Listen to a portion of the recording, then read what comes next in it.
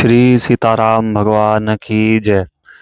जो भक्तजन, जो साधक जन भगवान के मार्ग में चल पड़े हैं, जो भगवान का भजन कर रहे हैं, आज के समय में ऐसे घोर कलयुग में जहाँ पर विकारों की, माया की, इन सब की भरमार है, वो लोग अच्छे से जानते होंगे कि भगवान का भजन करते समय ये माया अपने बिल्कुल किस तरीके से वार करती है। अपना पूरा दल बल लेकर के ये विकार हमारे ऊपर झपट्टा मारते हैं कि भैया इसका किसी तरह भजन पीछे रह जाए, भजन छूट जाए और ये फिर से माया में लग जाए। तो देखो, माया भी ये भगवान की शक्ति ही है, इसका काम ही ये है। भगवान की दो शक्ति हैं, माया और भक्ति। तो भक्ति का काम है भगवान तक पहुंचाना, माया का काम है भगवान से हटाना। तो वे लोग इस बात को बड़े अच्छे से जानते होंगे, अनुभव करते होंगे, जो भजन कर रहे हैं, कि ये काम, क्रोध, लोभ, मोह, मद, ईर्ष्या और पता नहीं राग, द्वेष, कितने तरह के ये सब भाई बहन, पूरा परिवार है विकारों का, इस कलयुग में माया ने छोड़ रखा है। तो उसको कैसे पीछे घसीटता है जो भगवान का भजन कर रहे हैं।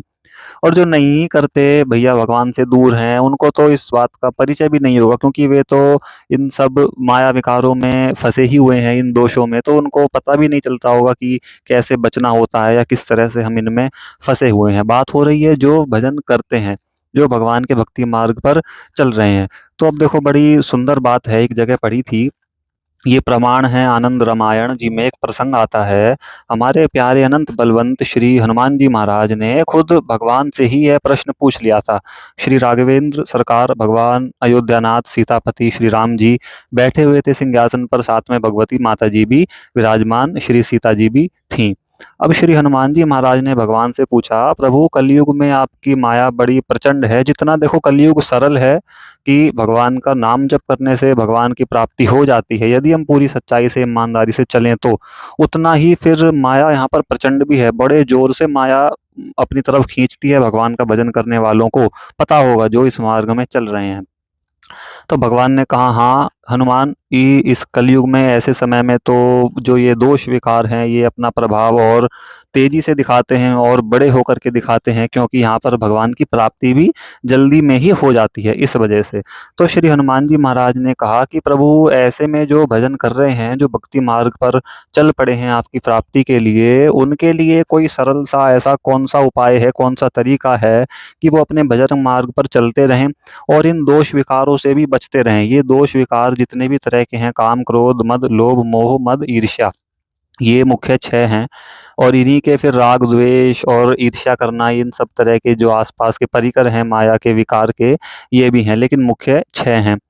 तो कि ये उस भजन मार्ग के साधक को परेशान ना करें, उस पर अपना प्रभाव कम डालें और फिर धीरे धीरे शांत हो जाएं। तो भगवान ने बड़ा सुंदर उपाय बताया। भगवान ने कहा, हाँ ऐसा एक उपाय है, वो है भगवान के ही विजय मंत्र का जप। विजय मंत्र सभी को पता होगा, वो है श्री राम जय जय राम।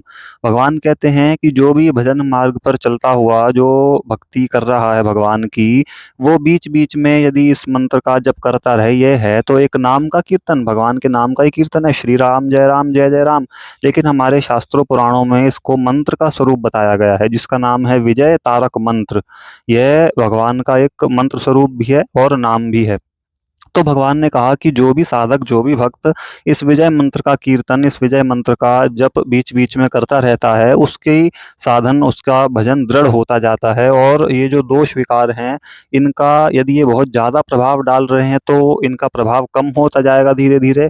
और यदि साधक थोड़ी आगे बढ़ चुका है अपने मार्ग में, इनका प्रभाव कम हो गया है, तो ये फिर शांत ही होने लगेंगे।